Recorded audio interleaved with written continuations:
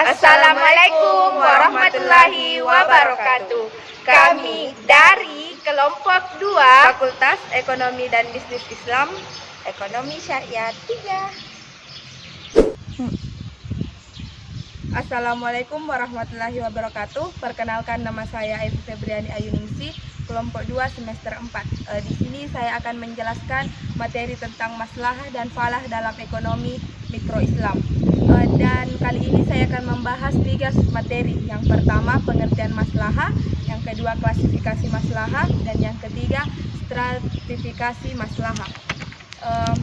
Di mana di sini yang pertama yaitu pengertian maslahah.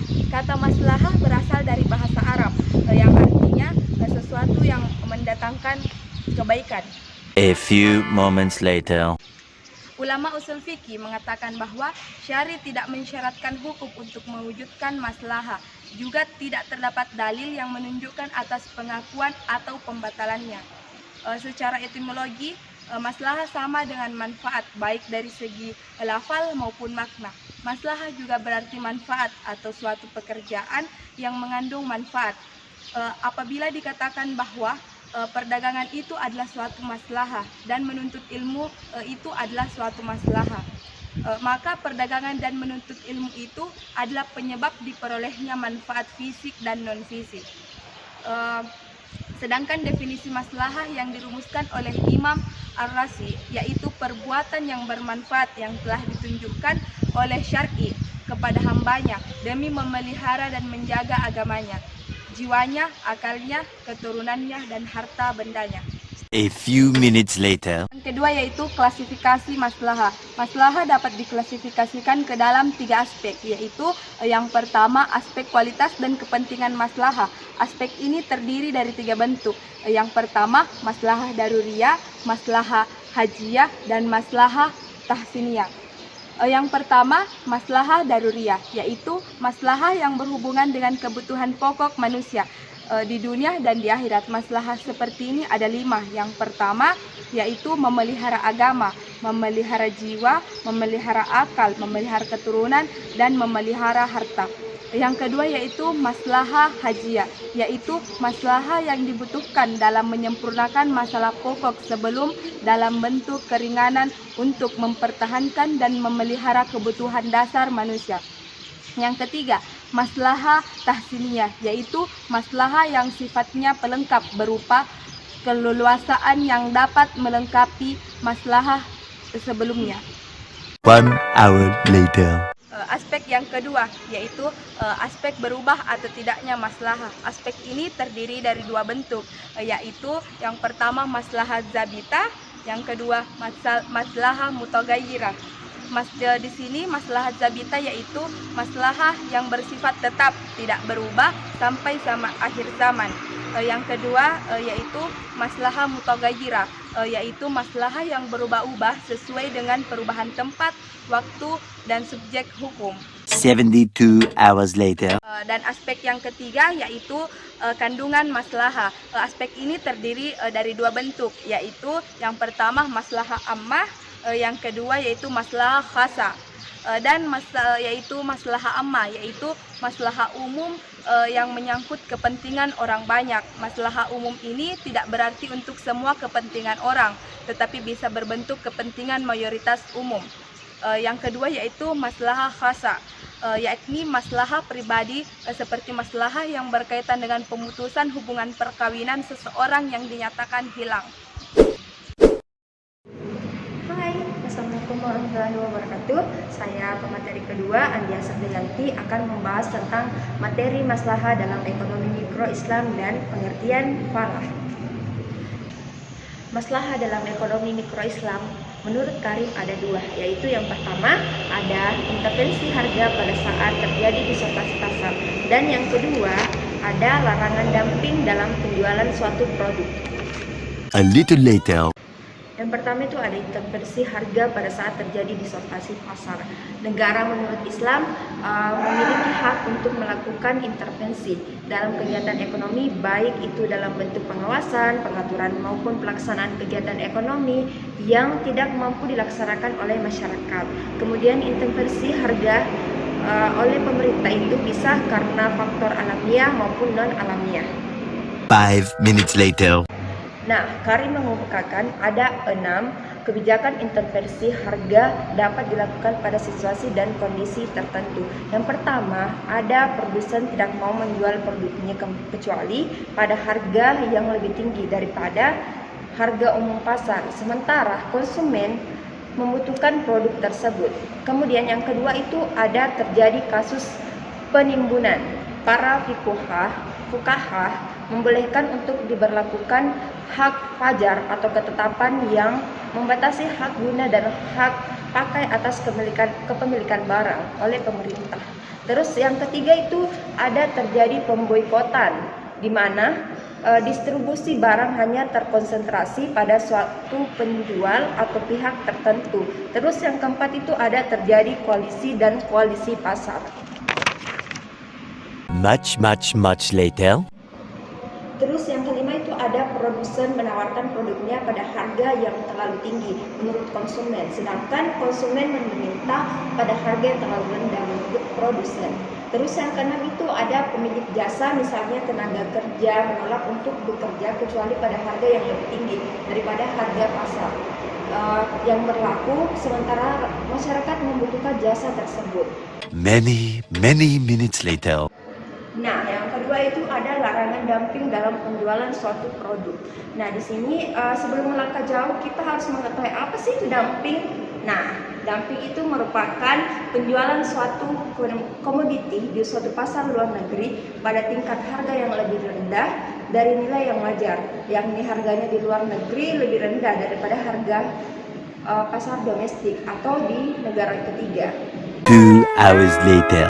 Nah, praktik dumping itu merupakan praktik yang sangat tidak adil. Ada dampak negatifnya itu ada 3. Yang pertama yaitu 1. Produk barang jenis dalam negeri kalah bersaing karena harga produk impor jauh lebih murah dibandingkan dengan harga produk barang sejenis yang ada di dalam negeri. Terus yang kedua itu ada pemutusan hubungan kerja atau PHK secara besar-besaran, karena perusahaan dalam negeri harus menghemat biaya operasionalnya agar dapat bersaing dengan barang-barang impor dengan harga yang lebih murah.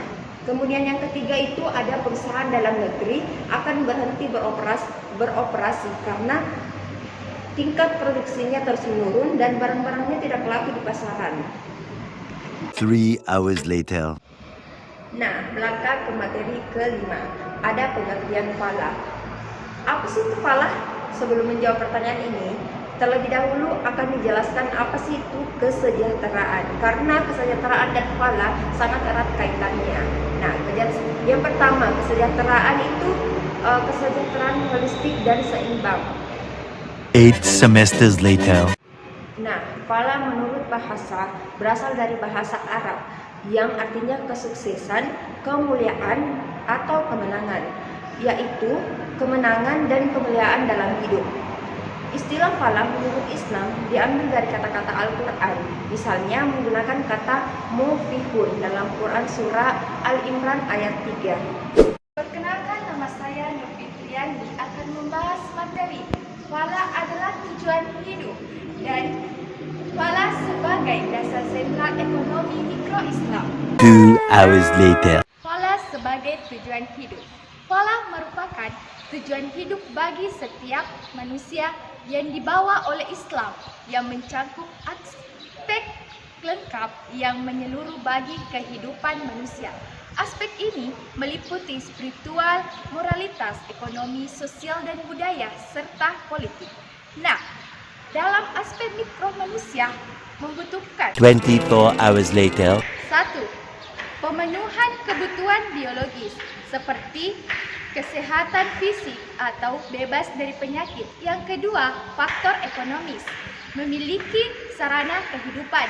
Dan yang ketiga, faktor sosial, yaitu adanya persaudaraan dan hubungan antarpersonal yang harmonis. A little later. Sedangkan dalam aspek makro, kesejahteraan menuntun adanya keseimbangan ekologi, lingkungan yang higienis, manajemen lingkungan hidup, dan lain-lainnya. A few moments later. Manusia manusia dapat mencapai fala tergantung pada perilaku manusia itu sendiri. Nah, secara umum, manusia menghadapi kesulitan dalam mencapai fala karena keterbatasan yang ada pada dirinya. Oleh karena itu, Islam mengajarkan bahwa untuk mencapai fala, manusia harus menyadari hakikat keberadaannya di dunia. Maka, mengapa kita tercipta di dunia ini? The next day. Sesungguhnya manusia tercipta karena kehendak yang kuasa.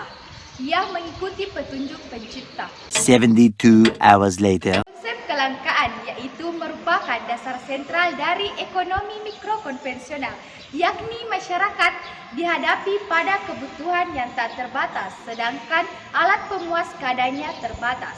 Nah, permasalahannya adalah kebutuhan tidak terbatas sementara sumber daya terbatas. Hal ini tidak sesuai dengan ajaran Islam. Nah, permasalahan pokok dalam ekonomi Islam adalah permasalahan dalam mewujudkan fala. Dengan demikian, fala itu adalah dasar yang sentral dari ekonomi mikro Islam. The next day. Permasalahan lain adalah kurangnya sumber daya yang tersedia dibandingkan dengan kebutuhan atau adanya keinginan manusia dalam rangka mencapai fala.